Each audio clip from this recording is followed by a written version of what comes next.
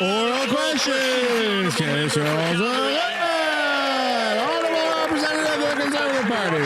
Sounding the alarm bells that interest on the federal debt will soar past $70 billion in 4 years. Debt interest payments already exceed provincial healthcare transfers, military spending, or total GST revenue. Yet this Prime Minister wants to spend even more money than Justin Trudeau did without tabling a budget. Canadians want to know, on what date will the Liberals table a budget? It's rather simple. Mr. Speaker, I'd like to thank the member for the question and thank him for doing a great first step this morning, Mr. Speaker. In fact, they voted for the motion, the Ways and Means motions, to do what, Mr. Speaker? To give a break to 22 million Canadians, Mr. Speaker. We told them that Canadians are watching. They watched this morning, but they will watch when we're voting on the main bill, Mr. Speaker. We hope that the Conservative will do the right thing to support Canadians at a time of need, Mr. Speaker. Literally not even acknowledging the question. That guy should apologize for collecting carbon tax for the last 10 years. Now the OECD says Canada will be Conservatives are back, baby. as investment freeze, that unemployment rises and core inflation climbs. This Prime Minister already broke his promise of capping spending at 2%. Instead, he'll spend 8% and $500 billion of inflationary spending. Why don't the Liberals table a budget today and show Canadians exactly how much more economic vandalism they'll do than Justin Trudeau did? Oh, yeah. Mr. Speaker, I have more good news for the member if he was to take the time to read. Not only we're giving a break to 22 million Canadians, but we're eliminating the GST for first-time home buyers up to $1 billion, Mr. Speaker. This is a great measure, but not only we're going to be removing the consumer carbon price, Mr. Speaker, from law. All these Conservatives should be celebrating because I know Canadians are celebrating at home today. Honourable member for Haldimand Norfolk. And he voted against all of that. Mr. Speaker, I ask you, would you sign a check for $486 billion without knowing where the money was going? That is exactly what this government is asking taxpayers to do. Sign a blank check for $500 billion that will inevitably lead to inflation. Conservatives and the Parliament have voted for the Liberals to produce a budget this spring. So when will this Prime Minister respect the will of Parliament and produce a budget? Come on, Leslie. It's been years that she's been in the House, man. She's got to get better at these debates. To answer that question, Mr. Speaker, because what the member is asking is what is in the main estimates. So I know that Canadians would be happy to learn that in the main estimates there are credits for dental care, Mr. Speaker, that are helping a lot of seniors across our country. We're talking about credits for childcare, Mr. Speaker, and I know there are members, there are people in our riding that are benefiting from that, and we're talking also about farmer care, Mr. Speaker. Those are programs that are part of the fabric in Canada. They make Canada strong, Mr. Speaker. Member for Haldimand Norfolk. The people in my riding will benefit when taxes go down. The Parliamentary Budget Officer has confirmed that this government's wasteful spending is costing Canadians $70 billion in interest payments just on the debt. That is more than they're spending on health care. The Liberals are back to their old ways of breaking promises. They broke their promise to cap spending at 2% and increased it by 8%. They broke their promise to cut spending on Liberal consultants and increased that by $7 billion. When will this Prime Minister produce a budget and stop wasting taxpayer dollars? It's part of our democracy, man. We need to see that budget. Speaker, you see the difference between the Conservative us on this side is that on this side we're proud to support families, Mr. Speaker. We're proud of the dental care program, Mr. Speaker, that is helping our senior. We're proud to have the child care program, Mr. Speaker, and I can tell you I was at the G7 recently and colleagues were applauding Canada. Not only it's a great policy, but it's also an economic policy, Mr. Speaker, to generate growth in this country. On this side of the House, we're proud to support Canadians. I just hope the Conservative would come on board, Mr. Speaker. The honourable member for Essex. Speaker, let's be clear. Donald Trump's 50% tariffs on Canadian steel and aluminum are wrong and unjustified. Facing enormous business and job losses, the very Prime Minister who promised to be elbows up is now allowing trade at the new Gordie Howe Bridge to collapse. The Prime Minister promised retaliatory tariffs to secure $20 billion to support steel and aluminum workers. Will the Prime Minister commit today to table a spring budget, or will he just let his empty promises rust? The Honourable Minister for Canada-U.S. Trade and Intergovernmental Affairs. Keep going, Mr. Speaker. It sounds great. Mr. Speaker, It's a our pretty big government title. received a mandate from Canadians to him that. negotiate a new security and economic partnership with the United States. We entirely share our colleagues' view that the tariffs imposed not only on steel and aluminum at a ridiculously punitive rate of 50% are unjustified and illegal. So are all the other tariffs, Mr. Speaker, imposed on the Canadian economy. That's why Canada responded firmly and clearly, and we also said we'll support our industries and our workers as we get through this together. Absolutely. For years, the Liberals have promised families they will lower the cost of groceries, telling Canadians that relief is coming soon. And for years, they have failed families. The Prime Minister himself said he will be judged by the price of groceries. Mr. Speaker, the cost of everything, from beef to oranges, up to over 25% since the beginning of this year alone.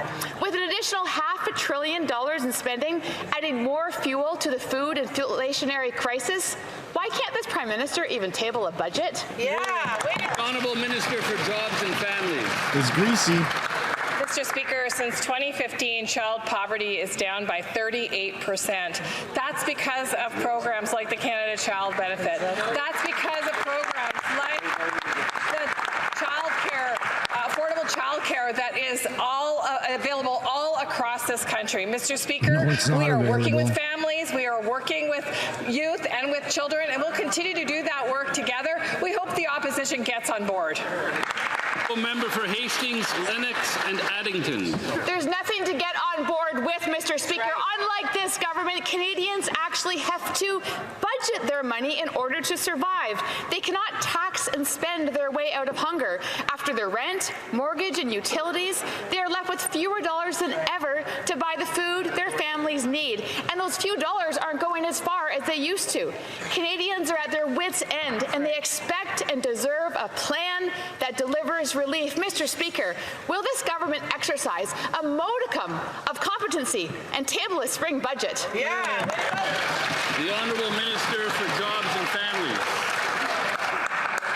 You know what, Mr. Speaker, competency would be not voting against legislation, bills, and programs that actually Can't put answer a single food question, in the man. These stomachs of people are, kids, like like, the Canada totally School mentally ill. Nutrition Program that is feeding over 400,000 children this year in partnership with provinces and territories. Every time there is a measure that is put forward by this government to ensure that kids have food, that parents have childcare, that parents have the money they need to raise their kids, this opposition party has voted against it. Let's be honest, Mr. Speaker, they're not there for families. Honourable Member for She's mentally Long Range ill. Mountains. Mr. Speaker, Bridges to Hope is a vital food bank in Newfoundland and Labrador that is being forced to double its size due to a 30% increase in demand. This surge reflects the harsh reality that more and more families cannot afford groceries. Beef up 34%, oranges 26%, coffee 9%. Canadians don't have any hope for relief without a clear fiscal plan. Will the Prime Minister finally table a budget that addresses the cost of living crisis and ensures Canadians can put food on their tables? The Honourable Minister for Jobs and Families. Mr. Speaker, we've talked about the reduction in child poverty, but you know, for adults, Mr. Speaker, between 18 and 65, it's gone down by 26% since 2015, and that's in large part because of the programs that we've actually put in place to help families. You know, you want to talk about reducing costs of food, Mr. Speaker, the Canada School Food Program reduces costs of groceries on average by $800 a year for every family. So, Mr. Speaker, let's see if they can get on board with programs that really help families. Honourable Member for Long Range Mountains. Mr. Speaker, Canadians will hold account by their experience at the grocery store. These are the words of the Prime Prime Minister. Single mothers go to the grocery store, walk out with 2 bags of groceries, enough for 2 days. It costs them $100. Now the Liberals are bringing in $500 billion in new spending, increasing it by 8% when they promised to cap it at 2%. Once again, Mr. Speaker, will the Liberals table a spring budget that reduces inflation and cuts taxes so Canadians can afford to feed their families? Yeah. It's only the Conservatives that are talking about Minister of Fiscal. cost of living. Isn't that Mr. Speaker, wild? thank you. And you know, it's very important in St. John's and Newfoundland and Labrador that we protect children. And the school food program was such an important initiative. And I found it so disappointing that the opposition voted against it. I hope that when there is an opportunity to vote to support this program that does put food in children's bellies, the opposition and the member across will vote to support food for children. Honourable member for Newtecumseh, Willenbury. Mr. Speaker, the Prime Minister has admitted he doesn't do his own grocery shopping. He doesn't even know how much a family of 4 spends on groceries. So he either doesn't know or care that Canadian families are struggling to put food on the table because of this Liberal government's failure to tackle inflation. Under the Liberals, the most expensive vehicle now in Canada, Mr. Speaker, to operate is the shopping cart. Will the Liberals put forward a budget plan that will lower inflation so Canadians can feed their families? Honourable Minister for Jobs and Families. Mr. Speaker, they either can't hear or it's a willful ignorance of their own past behavior. What we see repeatedly is them, the Conservative Party, voting again and again and again against families, whether it's Canada Child Benefit, whether it's the National School Food Program, whether it's dental care that is providing support to families all across this country and alleviating costs, improving health of Canadians. They vote against it. They're voting against families every single time.